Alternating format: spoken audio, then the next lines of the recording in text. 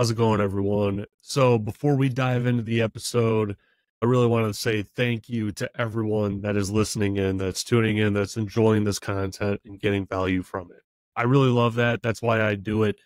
But there's a huge amount of you that are listening that are not subscribed, not following the podcast. And I really want to encourage you to please follow and subscribe to the podcast on whatever platform you are listening or viewing this on.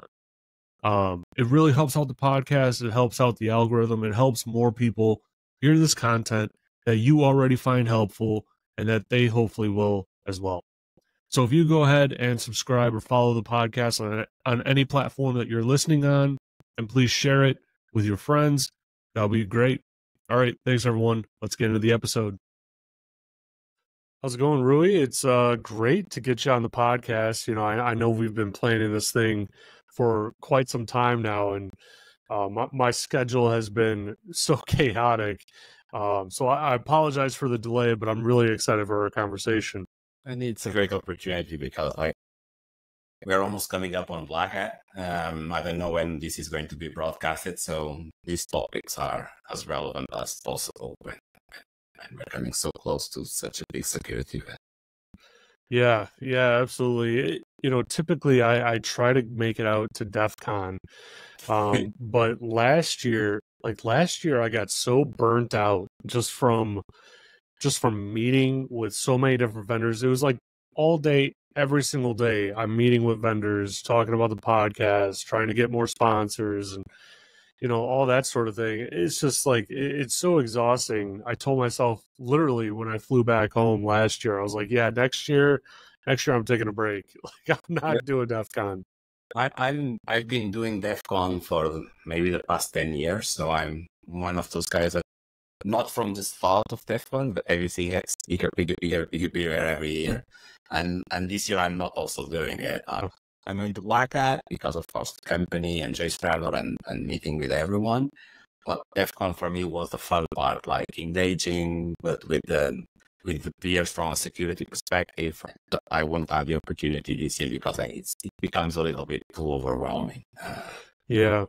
You know, and I mean, maybe this is just for me, but they changed the venue, right? Because Caesars kicked them out, right? And I mean, it's kind of we'll figure a lot of security guys there and breaking stuff and stuff not working. We'll figure it out. Yeah, well, you know, honestly, I think it's partly on Caesars or MGM's, you know, CISO that kind of challenged all these hackers.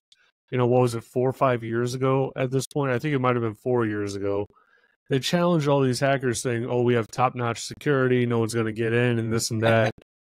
And I mean, you know, you've been there, so you know the past couple of years, someone has blue screened every slot machine in a resort, you know, for the entire week of DEF CON. And it's like, oh yeah, you're so secure that we blue screened every slot machine all at once. Took them like 10 seconds last year, you know? And it's kind of their own doing. But that was also a part of like the extreme convenience of DEF CON. You know, like I can go to DEF CON, right? Be a hacker degenerate and then stumble out into a casino where I can continue my escapades. I'm not hacking random people. I'm not hacking slot machines or anything like that. But, you know, I can go and have a beer with someone, right? I can go and gamble if I want to. My room is a 10-minute walk away. That is a huge, giant convenience that was eliminated when they you know were forced to move to the convention center. And, you know, granted, I've never been there. I've never been on the tram in Las Vegas. But as soon as I heard that I had to take the tram, it's like, okay, there's 50,000 people that are going to be in town for this conference. We all now have to take the tram or an Uber or a taxi to get to where we need to go. That sounds like a really bad idea. And we already know that it was too many people there. And what's the effect of this? It might be good, but I have my, like you, I have my I doubt that it's going to work as well in terms of the old magic of the, because there was a lot of mingling, a lot of Right. yeah. I think it might lose part of the magic of the event itself, but it might not. Like, uh, Yeah. let's I see. mean, I could be wrong. I mean, next year I'll more than likely go, regardless of the venue. But I wonder if these resorts are going to be looking at, last year, how much money did they make during DEF Oh CON yeah, compared to this year, right? Because for Caesars to kick them out, that's a pretty big deal, right? If Caesars kicks you out, you have one other organization you can go to for, hosting you, right? That has the size, and that's even kind of a stretch because it would be stretched out throughout the strip, like we saw the past couple years. It's interesting because I think that they're actually going to lose a lot of money. Right? I think that they're going to lose a good amount of money in gambling because there isn't going to be that like hacking. Like I call it degenerate, but it's out of convenience. It is so convenient to literally just walk out of a talk and be like, you know what, I'm gonna go have a beer with my friends. yeah. Right. And it's right there. The Las Vegas Convention Center will probably obviously have that same sort of vibe and environment and whatnot. But then you have vendors that are putting on parties at, Tao nightclub, right? And that's in Caesars. Well, my room is in the Link or wherever, right? Like now it is a huge conundrum that Yeah. people have to work through. And it's frustrating, right? Because if it was at the same location, right, like that spread across like Harrah's and the Flamingo and Link and whatnot, if it was the same location, I would probably be there. But I kind of want to see how it shakes out. Yeah, I understand. Yeah, definitely. So, why don't we start with your background, right? What made you want to go down the route of IT and security? And then let's talk about your journey into founding JScrambler. That's a very good question. Like, what made me go down the IT and the IT path, not the security path, but the IT path is because I am from the generation of Spectrum and Amigas and all of that, and that was what got me into computing, like the first PCs and floppy drives and that kind of stuff. I went through all of it, and of course I graduated in computer sciences in the area of telecommunications engineering. And then out of the university, I went to work for banks because like you had two options. Either you worked for telcos or for banks. That was the fastest to work. And you get there, and now looking back, I worked for a company where STL injection was a feature. It was their filtering capabilities and search capabilities. They were built over an SQL injection for a banking app, internal banking app, but still, like, that was a feature. So I always wanted to create a company. I always wanted to build something. We went through all the 2001, the hype of companies and the internet booming, and I wanted to be part of it. And I was lucky to be friends with my co-founder. So we have known each other since 16 or maybe earlier. I don't know the precise date.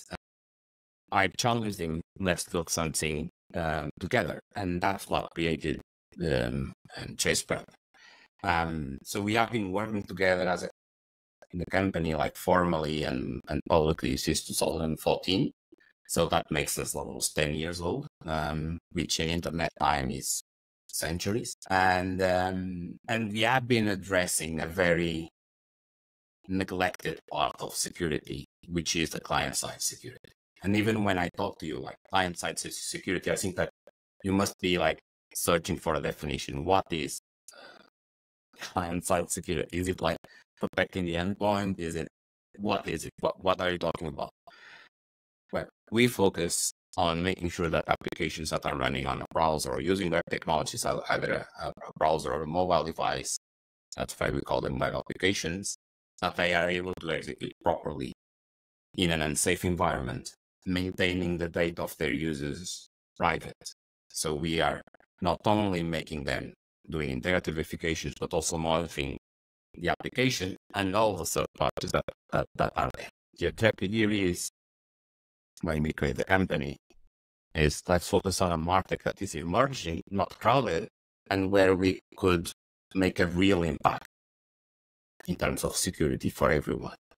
And of course, everyone knows about network security, everyone knows about server security, but there wasn't that much in terms of client-side security when we started. And it's still an evolving topic. I was just listening, like before me, I was listening to the Cloudflare CISO rant, and he was talking about like Cloudflare, the path that they took, and I'm not comparing those to Cloudflare, I'm just talking and sharing an anecdotal story. Like in 2014, I was able to meet the CEO of Cloudflare, and I had like 15 minutes, like 30 minutes talk with him. And the gist of it is, he said, Rui, you're great, love what you guys are doing, but like JavaScript is technology that's really bad. You guys should focus on something else. Like JavaScript is crap. And to be honest, he was right, but JavaScript became much bigger. And today, even they, like all of their IPS technology is built on JavaScript. But so I can say I was right, but he still built the most successful company that I wished I had built when compared to him. But that's to say that we are focusing on a very important topic.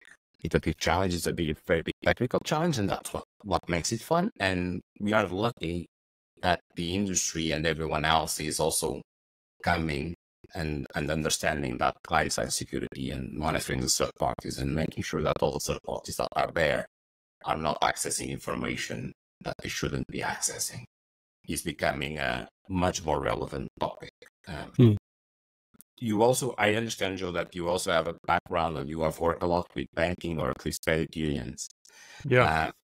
So I think that we might have like we must have very similar meetings in the past where we go there to talk about security, and the guys that hold the keys to the vaults that to the resources that we need to do our work, they don't understand most of what we are talking about. Yeah, it's an interesting challenge, right? Because the people that hold the keys to what you need to do the work, they're smart people, right? They're very knowledgeable in whatever their area is, right? They're very knowledgeable, but it is very rare to find someone that understands security and understands what you're requesting, right? And I have worked even with architects, right?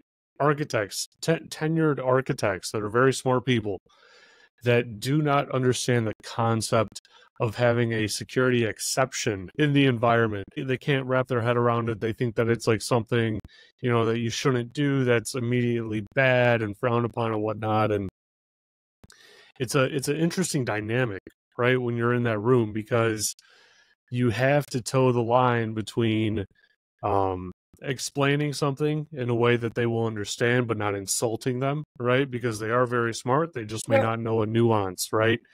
And I wonder with your telecom background, because I actually started my career on the help desk for a telecom integrated solution, right? So we were heavily reliant upon our solution integrating with PBXs from Cisco and Avaya and every kind of PBX, that you can name, we integrated with it. And of course, that meant that the support team also had to be very familiar with these PBXs. We had to be just as familiar with it as the engineers at these Fortune 500 companies, that would be deploying it and engineering the solutions and whatnot. We had to literally be able to walk them through these management consoles that are extremely complicated.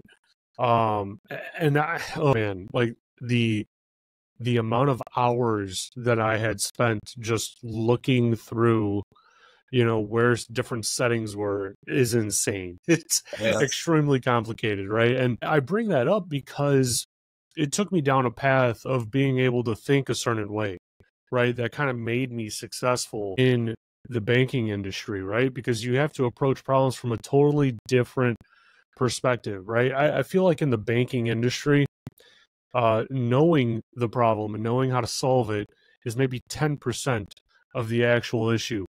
The other 90% is getting to the right person, is talking to them the correct way, right? Ensuring that they understand what it is, talking about the same thing, right? Like, that's probably more of the problem that we face than anything else. And I feel like I learned all of those skills in the telecom industry because it's very similar. It's very interesting as to like, you know, how that experience with telecom can relate so directly to banking. Is that something that you found as well, or maybe I'm off target?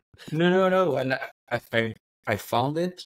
And when we started to create the company, and as we message the company, as in we message what we do, I say it all the time. I don't want to create a company that they don't understand what they are buying or not using it. And even when pitching JScrambler, I focus a lot on, we built this company to solve a very big security problem that you have.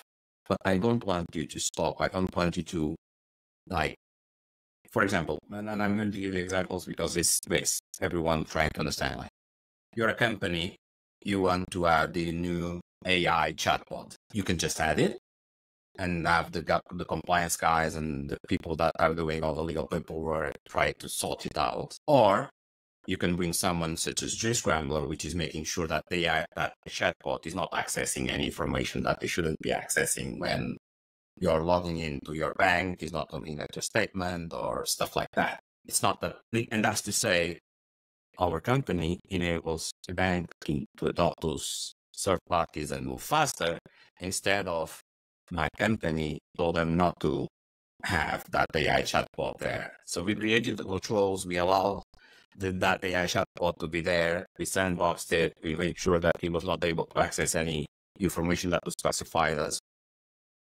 private. And in such a way, we are creating security that enables new stuff, instead of creating a company that does security that just points the finger at you saying, you did a shitty job. I broke that. I pen tested that. That's easy. Like, breaking stuff is easy. And moments ago, we were talking about DEFCON. I call it the breaking stuff con, because everyone there is showing off what they can break, not what they can protect, or not what they build. Not everyone, but there are a lot of people there that's the mindset that you go there. But I think as an industry, the security industry needs to change that mindset, not into attacks, or not only into attacks, but also as how we become enablers for innovation on these companies. And that's a very different mindset that we have to walk through. And as you correctly pointed out, if you don't talk the business language, if you're just saying, you're on the 10%, you're saying, you have this problem.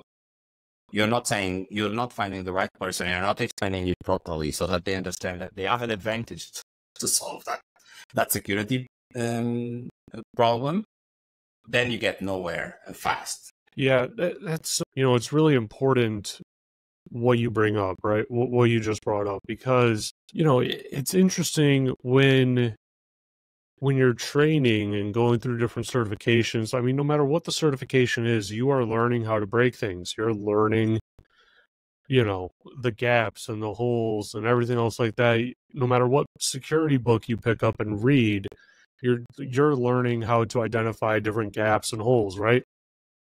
But very rarely do they approach it from, here's the gap and this is how you vocalize it, right? They don't give you the soft skills, and you only get the soft skills through having really difficult roles and really difficult situations where you have to break bad news to people just constantly, right?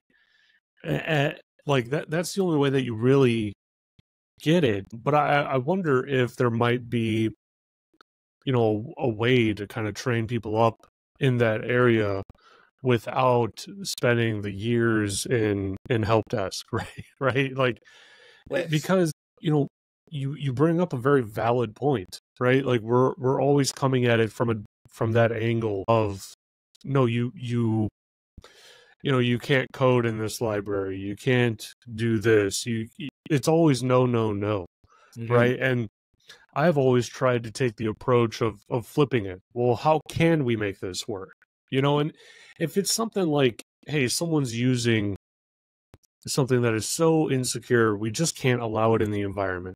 Hmm. Then I will come to that conversation with such a good background on it, the like, rock solid evidence and whatnot, saying like, hey, we just can't do this. We just can't have MFA not enabled on these admin accounts. Like that's just not something that we can do. You got to come prepared to that argument. And I feel like it's almost a part of, I don't even know why this comes to my mind, the Amazon leadership principles, right? And the leadership principles they're crafted in a, they really do apply to like every business, across like every function of business. And it's customer obsession. Right. Customer obsession is one of them. And I'm probably like maybe the biggest proponent of that, right? Where when you're on help desk and your company doesn't understand what your customer needs, you're the only one that really knows what they need. You have to be so obsessed with what they need that you vocalize it internally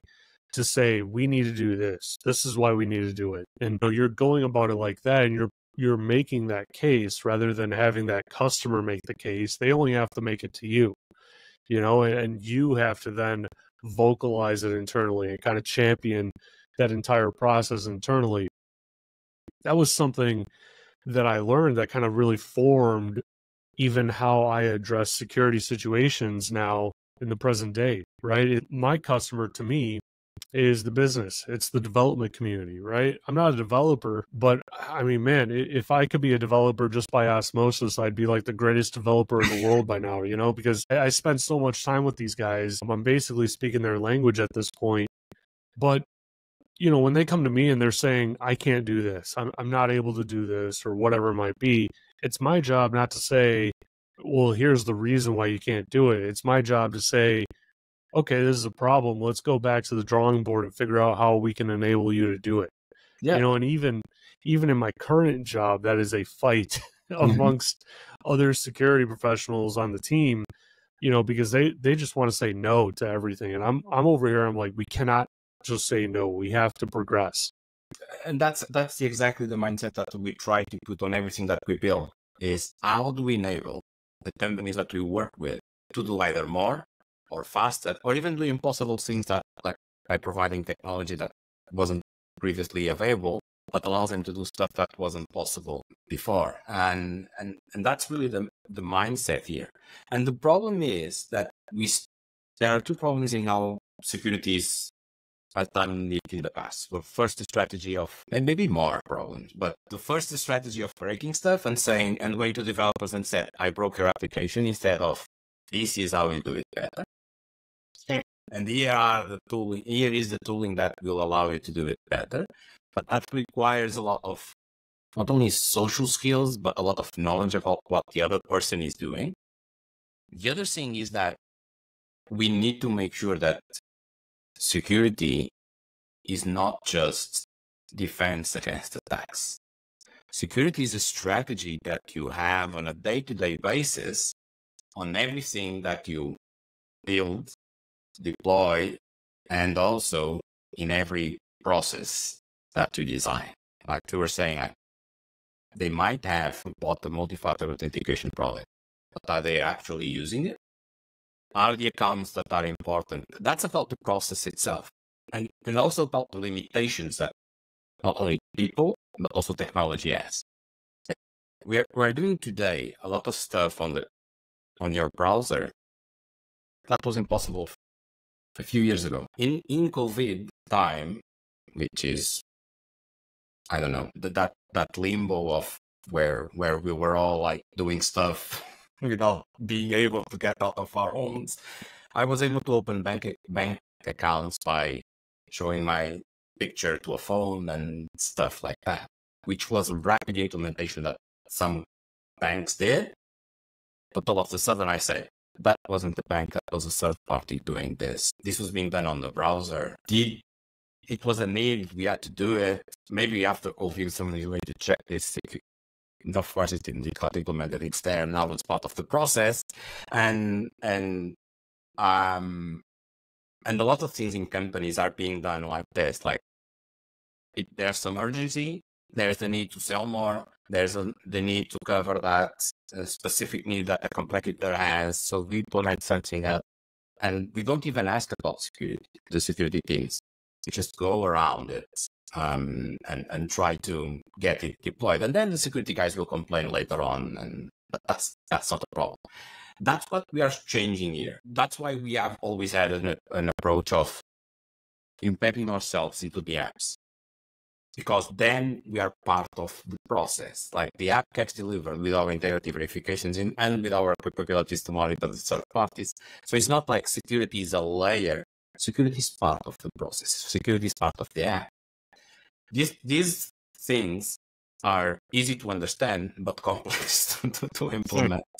And you need mature companies to understand, like, okay, we have developers, we have marketing, we have a lot of different people interested in delivering a good experience.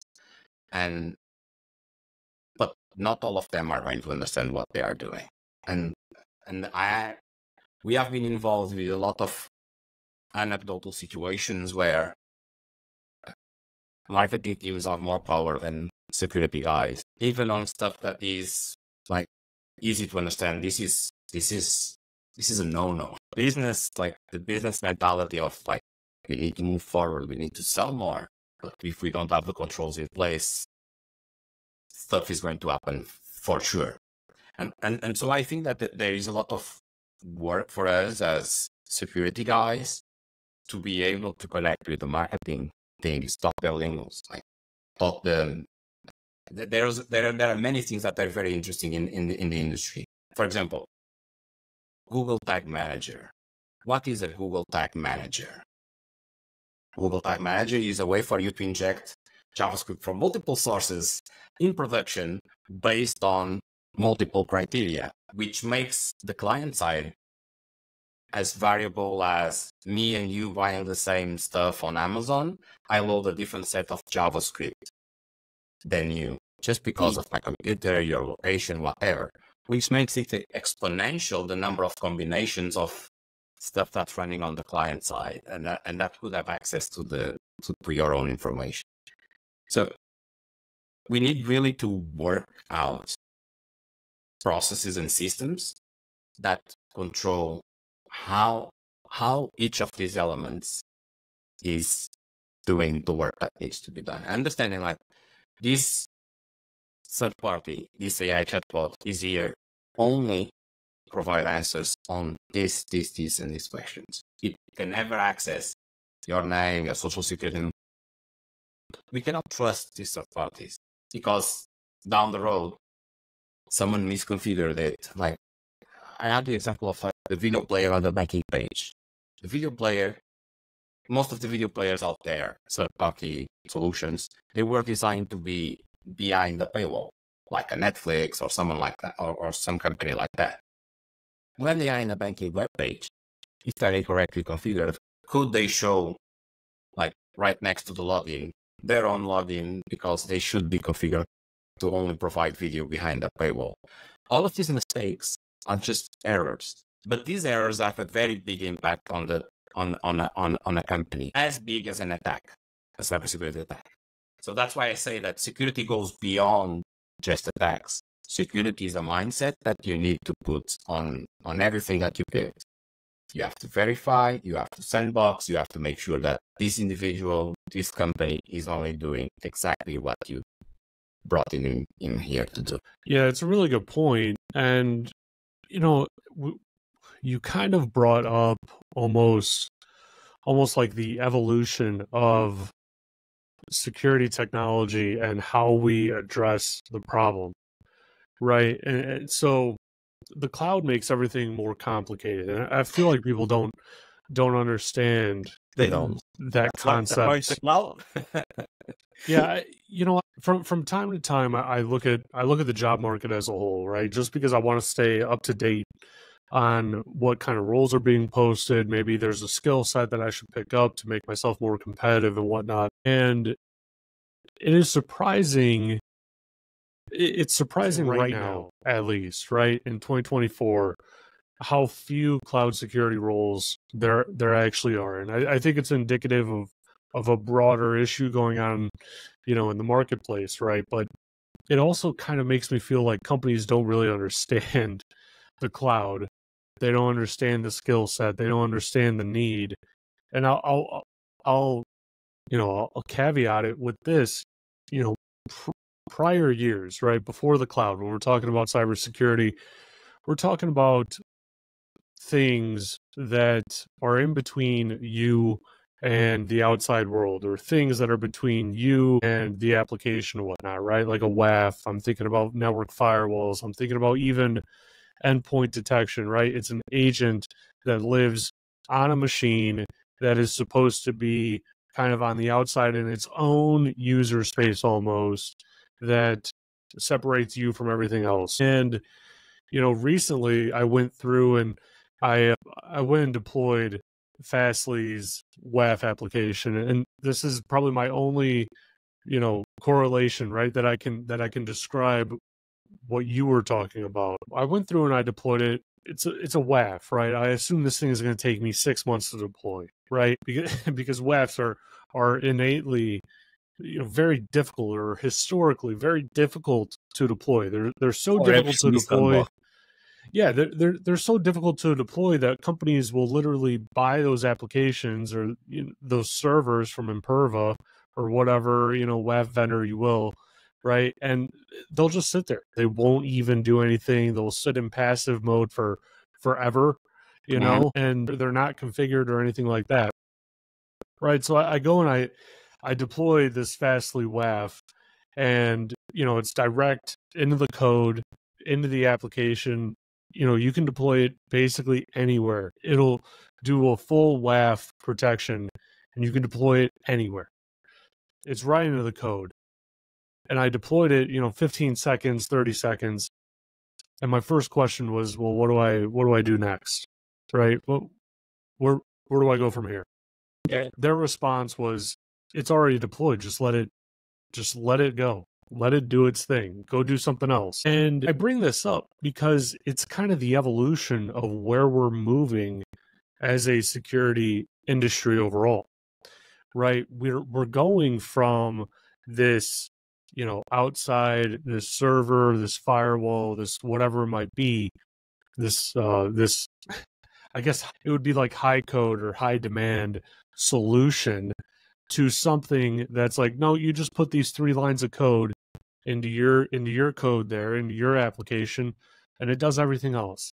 Like, you don't have to worry about it. You don't have to touch it. That's the sort of direction that we're going. And it was very difficult for me to wrap my head around it. Like, I did not trust it, but it was so light and so easy to deploy that I forgot that it was even there. That's how it was. And do you see that that's where everything is going now? Because it kind of has to some extent, right? Because the cloud is so expansive. It is so insanely aggressive with how vast it can be in seconds, right? That the only way that you can really stay on top of your security posture is if something is embedded with the application, that you can just, with the click of a button, say, this has to be embedded into every Lambda in AWS, right? Yeah. Every Lambda includes these 3 lines of code, right? And those 3 lines authenticate you to a solution, and the solution does all the work. And you're going straight to the point. Like, it takes to be embedded into the solutions.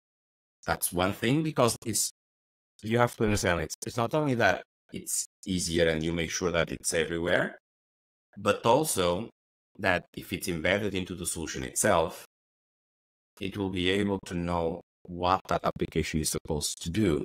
What's the normal behavior? What's the abnormal behavior? When you were talking again about server-side security, about the cloud. we do exactly the same, but on the client side. Sometimes we have been branded as the firewall for the client side, or the WAF for the client side, or the RASP for the client side. The industry has too many acronyms. But it's exactly that point that I was trying to push. And thank you for connecting you to the server, because everyone understands it much better. We have this massive customer base, or client base. We have these massive servers and massive infrastructures, and it's not one size fits all. In a sense that if we are just on the layers, we are continuing to build like the layers on top. It's like I'm building additional walls. But the problem is that the walls themselves don't know what's happening inside. What are they supposed to protect? They are just like dumb walls. They sit there. And that's not the security that we want. We want walls we don't even want walls. We want agents that are there, that are able to understand what is this business, what is the database it is supposed to have here, what is supposed to go out. That kind of questions is talking the business language of that company. And we need to make sure that all of the security products that we as an industry push out, they talk the business language. Or else we will continue to lose power, as we have seen. You have seen the cycles of security was not a topic, security budgets went sky high and were unlimited, and now security budgets are going down. They're going down because the security teams kept saying, oh, you cannot do that, you cannot do that, you have to move slower, you cannot. That's not the option today. The option today is, I am the security team, I am working with the development team, I am working with the guys that make sure that the solutions get delivered, and I'm helping them build better. Not perfect, better solutions. That's also the importance of setting the expectations to the right level. We are always going to have security problems if that company is alive, if that company is selling, if that company is engaging with customers. It's just a question of how well you're able to stop that problem, how well are you able to react to that problem, how fast, and how you can contain it. If you have a security, for example, going to the PCI is as you know, and I've seen you mention PCI, so you know that it's a security standard for accepting credit cards, and we are very much focused on that topic, like avoiding credit cards being stolen from websites. It's totally different when a company says someone stole 100 credit cards from me, or they stole 500 million credit cards from me. It's a totally different problem. And that's what security is, we stopped it at 100 credit cards. We were a success because we stopped that problem at 100, which is valid at maybe 20K, 30K, 50K, whatever problem for our company. And say, this problem could have gone to 500 million if I wasn't here. And kudos for the development team and for this team and for that business unit for being smart enough to include this and that in that process. This is how I feel that we need to fix this marriage that is not, it's kind of dysfunctional. Like, security is not part of the development. Yes, security is part of the development.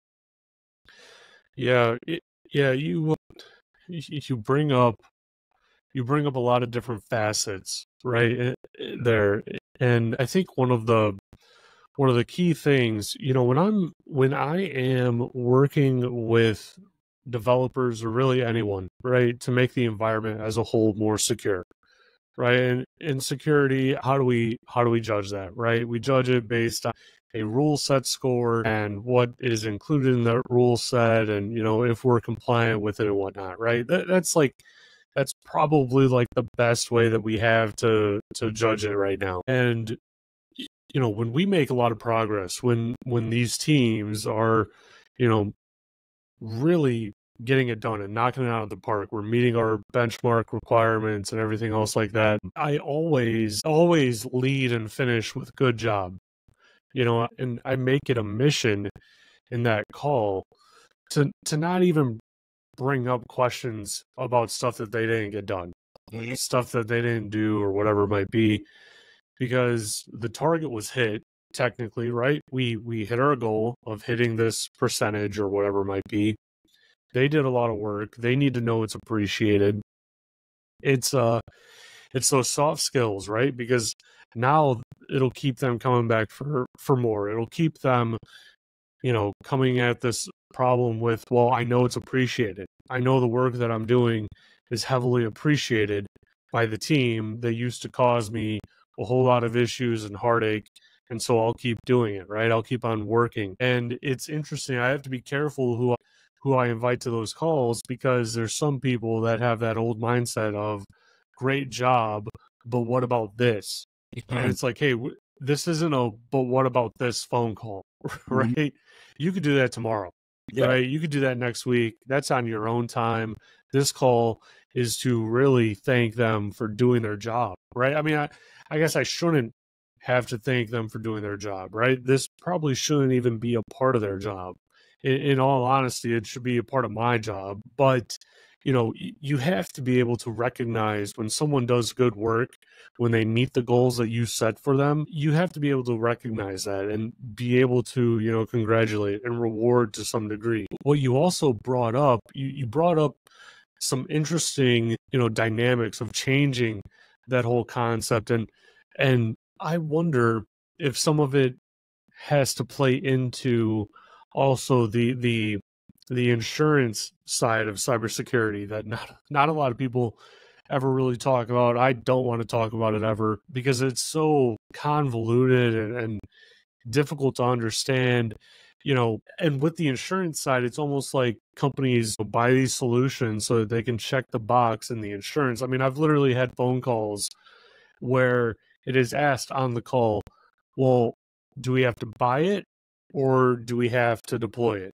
If we have to deploy it, does that mean it is in full blocking mode or if it's in passive mode, right? And I mean, they will buy something just to make their insurance premiums go down and not even deploy it if they don't have to and whatnot. And that tells you kind of that the security industry as a whole is in a weird place where our solutions are so convoluted and they're so difficult to deploy that this is a very real conversation, right? When you have the insurance requirement, you're saying, well, what kind of deployment does it have to be?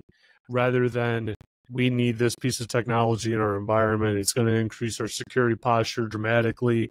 It will protect the user from itself, or it'll even protect the developer from itself and the company from itself. And rather than basing it off of an insurance premium, which is a very real thing because these premiums are tens of millions of dollars a year. Like, I heard recently from a company that their insurance premiums tripled just from last year. It tripled. Yeah, and now it's going to become now with CrowdStrike, with the CrowdStrike issue. Oh my God, that is probably. I mean, these insurance providers. I can imagine that these insurance providers are probably at risk of going out of business if a large enough claim occurs just from one customer.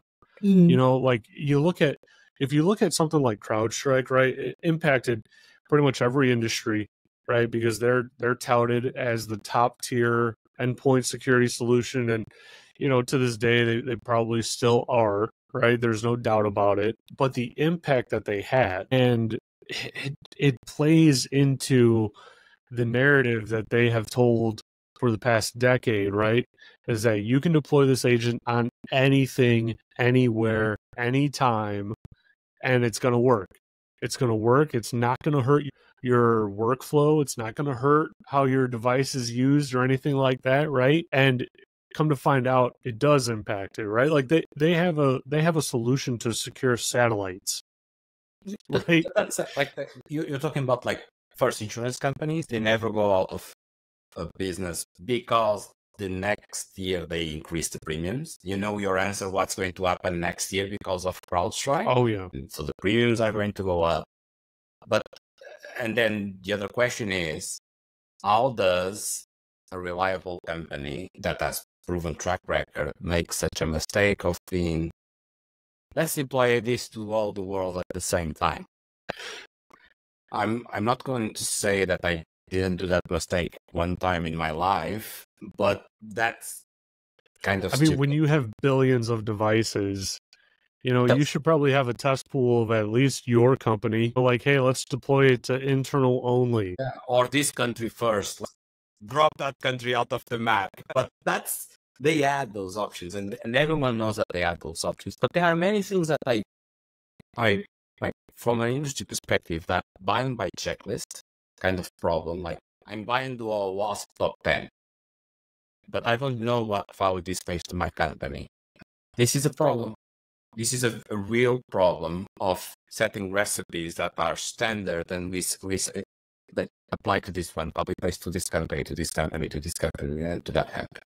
I'm not sure. I'm even afraid to doing the claim. Like, there might be a company that doesn't need a firewall.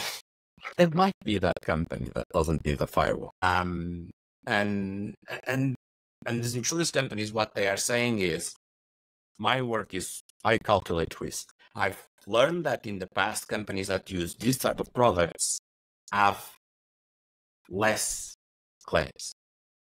So if you have this type of products well implemented, because most of the time, like those companies that they have from previous history, they are the ones that implemented them properly, not the ones that are just, and I have to put it. The moment that they put it on the checklist for the insurance company, they just burned out the old premises that justify that product to be there. So people start putting those products on these companies, but they're not configuring them properly. They're not using them properly. They don't even want them. They just want to lower their premium. Then they're just destroying the whole logic of why they ask them to have this. So maybe insurance companies should be asking more how many incidents you actually have, security incidents, how many users were impacted, not how many incidents, but how many users were impacted, how many data leakages you have, what was the extent of it. Those are like the proper questions. Like if you go to, you see those signs like on construction site, like 10 days without incidents, without someone like breaking a leg or something like that. This is the metric that they need to have in terms of business of that company that they are insuring. Are they all wearing helmets? Or yes, it's pretty obvious that in the construction space, wearing helmet is important in itself. But having helmets, what they are asking is, do you have a helmet? Not if you're wearing the helmet. Have you bought 100 helmets for 100 employees? And the company say, of course, yes, they are there on the basement. They're brand new. They are really good. No one is wearing them. That's the kind of analogy that makes sense. And for IT, it's pretty easy for us to hide this. So yeah, you are talking about the WAFs, like they just stay there. Oh yeah, they're still in the learning process for like 2 years or whatever. Yeah. They stay there. But they are mandatory. Like, if you don't have a WAF, the premium goes up. Yeah, I have seen it where quickly left, right? I've seen it where a company they had the full security stack, every top tier solution out there. And every time an audit would come around, they would turn everything on and it would be considered a blackout period for the company. And they would consider that because everything would break, right? They would turn everything on for this audit. The auditors would see that everything's enabled, configured, everything's good to go. Who cares if the business is able to operate for that week or two? They'll pass the audit, they'll turn everything off, and then it'll be back to business as usual. Mm-hmm. Right? That is something is probably illegal and very, very questionable. Mm-hmm. But it's something that they started doing because they had a security team of 2 people, and across the cloud, across network security, across IAM, encryption, data security, like everything, right? 2 people. Exactly. And they refuse to spend any more money. And so, you have companies that are going down that path. But you bring up an interesting question, that I think kind of ties into where the industry is going. And you said, do we really need a firewall? Well, we're going to a place where we may not need a firewall at the perimeter anymore. Yeah. The firewall might be built in everything, so to speak, right? Like this firewall, like JScrambler, may be built into your application, your browser, your whatever it might be, right? And so I think we're going into a place where it's less about deploying controls around everything and allowing certain actions through. It's more of deploying the right serverless agent, right? Or those, 3 lines of code, right? That I talked about before, deploying those 3 lines of code to everything and letting it do its job while your developers and your business and everything else can continue running as expected. Is that where you see it's going as well? I would assume so, right? Because I would add that if you're buying a product and there is no business champion saying, I need this, there's only the security guy, then you're already buying the wrong product. Because I think it's not because like the business knows more than the security guy. No, it's not that. It's that it clearly shows that the two are not communicating and the other one doesn't see the value. So if it doesn't see the value, it's not going to use it properly or implement it properly. Like today, I open every website and everything is encrypted. 10 years ago, you'd only have like bigger websites and only the checkout page would be encrypted and stuff like that. So we have been able to do this continuous process where the business doesn't even think, do I need to have every page encrypted? We said, we can put it everywhere. So let's put it everywhere. And because there is an advantage in terms of, for the company, and also in terms of privacy and overall security posture with the company and its users. And in that sense, every security solution must have a value for the business that we clearly map. Of course, it's going to be like, how are you going to sell, I need a firewall, and from a security perspective? But there is ways that we understand that metric and the impact for that business. Because I've made the effort to understand that the company that I work for sells whatever product, I can really understand like that firewall is needed because if we don't do that, that product might have this or that, or our customer list is going to be easily accessible, or if we can talk the business language of them without just talking about when we get hacked. That's the other thing. We have to sell business value on a day-to-day basis without the guy in the basement that's going to attack us. Because we also know that security today is not the guy in the basement. It's big organizations, governments, like it's also the guy in the basement. It's still there, but it's a very big industry that has loads of money being thrown at it from governments and whatever. So again, what the company does must be the thing that the security team remembers every day. We build cars.